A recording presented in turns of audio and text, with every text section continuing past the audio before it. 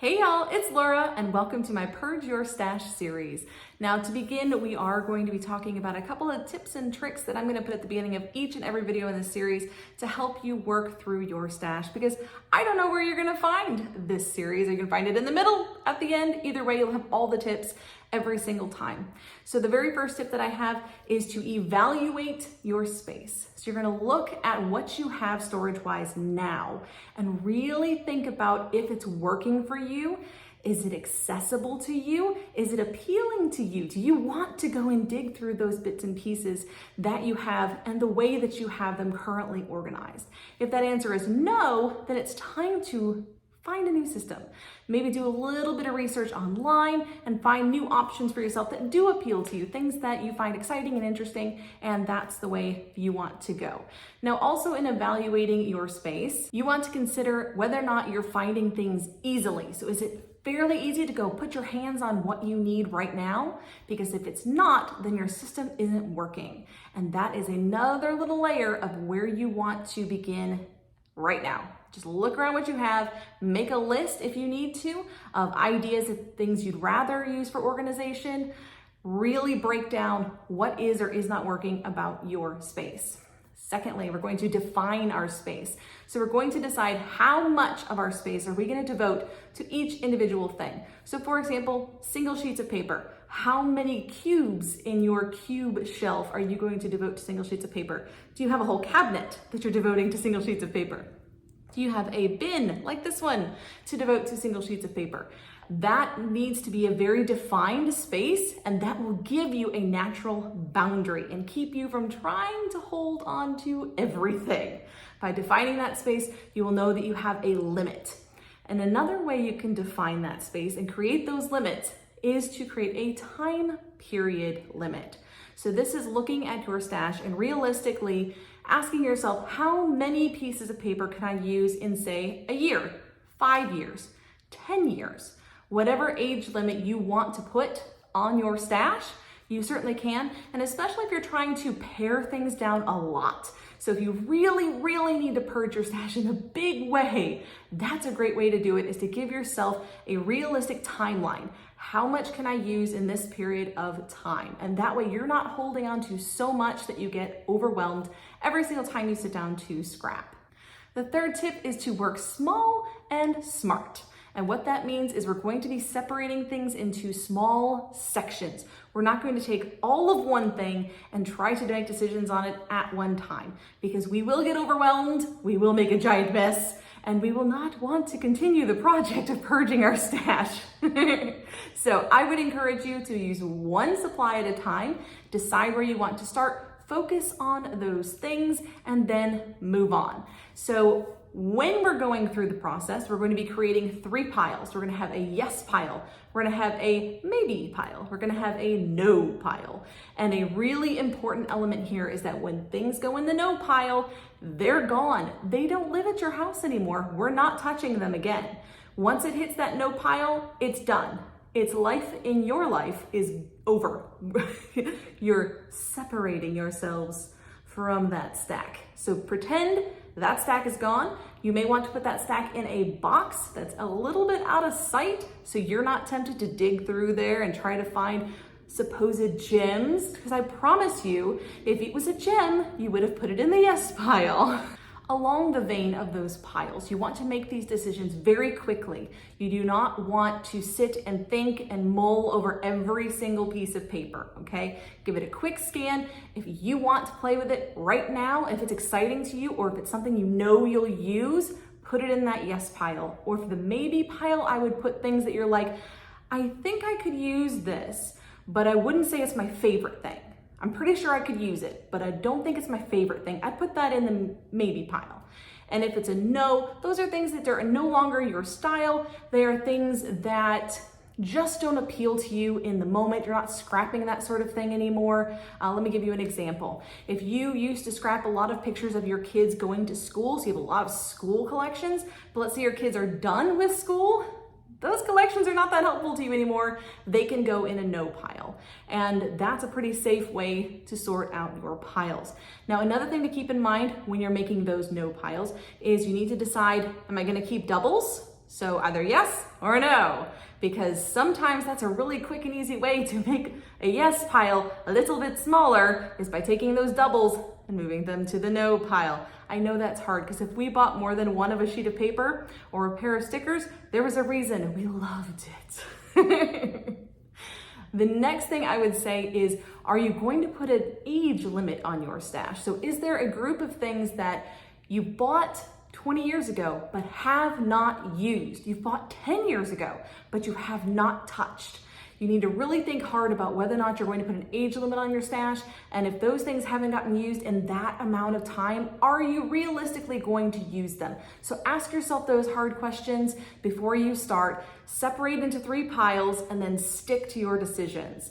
That maybe pile is going to just go into your yes pile if you have room and your no pile if you don't. So make sure those are quick and hard and fast decisions. Those are decisions you're going to stick by. And that is how we're going to purge our stash. Now let's head over to the desk and I'll show you what supply we are working with today. All right, so for today we are looking at ephemera. So this is not all of the ephemera that I have, but this is just single packs that I don't have put away with collections. And I've got it stored in 2 little plastic containers that take up a full cube in my cube shelf. And it's kind of overflowing even from that, as you can see there on the side. Some of those just don't fit in the little cubes, but also my cubes are fairly well busting. So I'm gonna pull those out. I'm going to separate them into like items. I'm sure I have doubles in there. And we're gonna start with those today. All right, so for me, this is my, this is my tricky spot, is ephemera. Ephemera is my favorite embellishment to use. So I know that this is going to be the hardest one for me to cut down. And I've accepted that, that's fine. I want to prioritize ephemera. And to do that, one of the things I've done is I've separated by brand, and I know I wanna keep all of the Pink Fresh Studio. I don't have to go through all of that. I love Pink Fresh Studio's stuff. I use it frequently and it's very easy to use. So I will be keeping the Pink Fresh Studio. That's easy. I can already just save myself that effort. Now, Paige Evans, same way. I love her stuff. I'm gonna keep it. Maggie Holmes, I don't have a lot of. So I am gonna keep this because it's actually only the one I have loose in here. And I do find hers fairly easy to use. So I'll put that in the keep pile. Now for the rest of it, I'm just going to grab sections from this giant pile over here and start working my way through it. So Heidi Swap, a lot of easy to use colors, generic shapes, that's a good one. Fantastico by Obed Marshall's the same way. We've got tags, and this is kind of a journaling spot section. Keep that. Altenew, this is the only Altenew I have, just florals. That's easy. Felicity Jane, these tabs, easy to use. Now here's where I have trouble. Here's another tabs. Felicity Jane is tricky because I do love a lot of their stuff, but the cardstock that they use is off-white. And it is super noticeable when you scrap on white paper, which I usually do. So here's some white paper. As you can see, there is I don't know if you can see it or not, but there is a pretty strong difference between the two. And I'm not a huge fan of it. It's only on their ephemera. Not, their stickers are white and their alphas are white, but these are all off-white. And so I'm gonna let these go. I love Felicity Jane, but I know that that's something that frustrates me.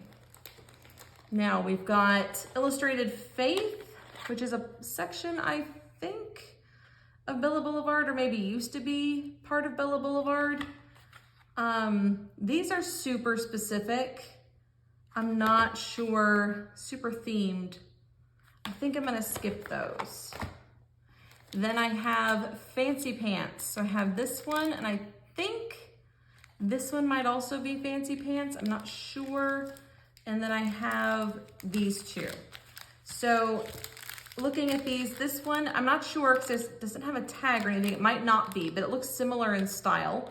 I think this will be pretty easy to use. It's just frames and some squares and tags. That's easy. This one's very specifically a summer collection that is like red, white, and blue themed. Not really my style. I'm gonna let that one go. This one is vitamin C, which is just tags and some word phrases. That's easy. This one, I have used a whole pack of this before, and it does have some lovely things in it, but it's got a lot of birds and a lot of boots. So I think I'm gonna let that one go. Grab another section. This jelly bean soup. Jelly bean soup is not usually my jam, mostly because again, it goes towards that off-white and heavily into browns and things like that. But this particular one, which is called Shades of Color Soup, I think, it's pretty generic. It's very painty, creative, crafty stuff. I think I can use this one. This is Cartabella, not really my jam. It is a lot of tags and things, but again, with the off-white, I'm not a huge fan of that. So I'm gonna let that one go. Echo Park, again, Echo Park, I'm not a huge fan of Echo Park's designs. Just the shape of them, how big they are. I don't find them really easy to use, so I'm gonna let that one go. Simple Stories is kind of hit or miss with me. Let's see, I've got a few options here. This one, I just did a whole kit of this, and these were what was left, and what I really remember is it left in here. I don't think I'm gonna use, so I'm gonna pass on. Now these ones, the crafty one, I think I can use. This one is very Easter themed. I'm gonna let that one go. This one has just journaling bits. That should be easy to use. This one is just love hearts and florals. Easy to use, keep that one. Okay, moving forward. Next I've got Citrus Twist and Pretty Little Studio, and I'm a big fan of Pretty Little Studio actually. I just don't think to pull their stuff very often, but these little packs are just easy to use stuff, florals, banners, circles. Shouldn't be any problem using those, so I'm gonna keep those. This one's from Cocoa Daisy, and I do really like a couple of things in here, but most of it's very specific to like Valentine's Day, and so I'm gonna let that one go. Here's the tricky bit with Citrus Twist. Sometimes I love Citrus Twist packs, and sometimes they're a bit weird. So these, I believe, are the printable ones that I cut out. And so if I took the time to print these and cut them out, they're probably fine. This one I can already tell the color scheme isn't really my jam. A lot of birds. I'm gonna let that one go. This one's got a lot of florals. We like florals. This one's all florals, so yes, keep that one. Oops, stay put. This one has a few weird things, but I think I can use most of it. That's a good one, just a lot of tags and labels. And this one has a lot of tickets, but it's also got a ton of florals, so I think I can use that as well. Now, Hip Kit Club, again, kind of hit or miss with them. Sometimes I love their stuff, sometimes it's too themed, so we'll have a look. These are some fabric die cuts. They are just some little leaves. I think I can use those. These ones, this one looks like pretty spring themed, but I don't see anything that really stands out as being something difficult to use. So I think I can use that one. This one's called Delightful. Summer themed, pretty easy. I can do that one. This one is Tickets. This is an interesting one. I'm not sure I'm gonna keep this one because tickets, I don't do a lot of traveling. I wish I could, but I don't do a lot of traveling. And they're also very off-white, so I'm going to pass. Another summer themed one, but this one is also very tropical, which again, I would find tricky to use because I don't go anywhere tropical. And the florals and stuff, there's toucans, things like that, pineapples. This is not really my jam. I'm gonna let that one go. This one's pretty easy to use. It's just tags and journaling spots. We'll keep that one. See, now this one's a bit more summer themed, but it's a little bit more generic. So it's got just beach balls and the sun, things like that. I can use that. Then we have a school themed one. I do a lot of school layouts, so that will keep. Woo! My keep pile is already getting wild, but we knew this was gonna happen. I knew this was gonna happen because I do love ephemera. So now we have the Bella Boulevard. I don't have a lot of Bella Boulevard ephemera. I don't think they do as much of these little packs as they used to. So this one's just word phrases, that's easy. Tags, yeah, that's easy. And tabs, so you know, trifecta. I could put all those together as one big ephemera pack. This is Rosie Studio florals, but they're huge and they're not really the style of floral that I enjoy. So I'm gonna let that one go. This Rosie Studio is Chasing Butterflies. Oh, that's so super cute. Keep that one. All right, this is very little girl themed, and I think we can make that work because I do have little girls. All right, so these are Doodlebug. Again, I don't buy much Doodlebug because they have little faces, but these are actually just florals and tags. So that's pretty easy. Again, this one as well, just florals and tags. That's pretty easy to use as well. Now, these bits don't have labels. I'm pretty sure these are from perhaps a Tracy Reed collection.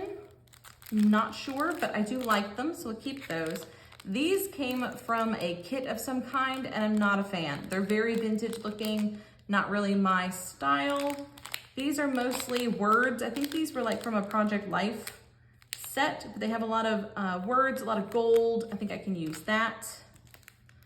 This one, I'm not sure about. I like the colors, and there's no little thing that tells you what it is, what's in it. But I do really like the colors. So I'm gonna go ahead and keep that one as well. So all that's left is these here. So I've got a couple of things. I've got some 49 Market elements, these film strips, which I love. So I'm gonna keep the film strips. And then I have these 3 packs. So I have blue, I have butterflies in a rainbow, and I have a red version. While the 49 Market isn't something I normally go for, these packs are pretty easy. They're just florals, butterflies, labels, and border strips. I think for the most part, I can use these, and I definitely love the butterflies. So we'll keep those as well. So we didn't do quite as well in this section. I knew that I wouldn't. I knew going in, this was gonna be the hardest section for me to cut down on, but I do have the space for it, and I'm happy with getting rid of just a smaller section that I'm not as likely to reach for, and I can flip through these a little bit more easily. So not sure this video is quite as helpful, but if you have a specific embellishment that you love, don't feel like you have to get rid of all of it. Just keep the stuff that is usable, that is gonna work for you, and get rid of the things that you know you're gonna struggle to use. That is my tip for you, ephemera. And that's it for me, guys. Until next time, bye y'all.